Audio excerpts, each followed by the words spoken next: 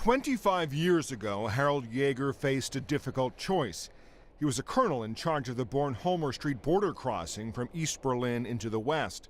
On November 9, 1989, thousands of East Germans stood at his crossing after an official said on television that people would be allowed into the West if they had special permission. Meanwhile, the crowd grew. I tried to get a directive from a supervisor so I could start letting the GDR citizens through, but there was simply no supervisors around this night, so I had to act myself and gave the order myself that the wall should be opened. An estimated 20,000 pushed through, many celebrating with champagne.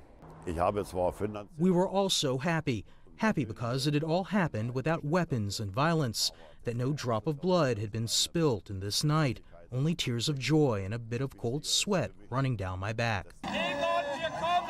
Other crossings soon did the same, leading to the fall of the Berlin Wall, which had divided the city for 28 years.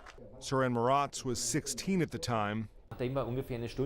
After we had waited for about 1 hour in the cold, the crowd started surging forward and everyone started running towards the checkpoint. Naturally, I ran with like everyone else, and the border crossing was simply overran. Moratz now works for the DDR Museum, which depicts life in the Old East. My impression is that is a certain form of longing for predictability. The world is much faster now and much more unpredictable. You don't have the security that you think you had in the GDR.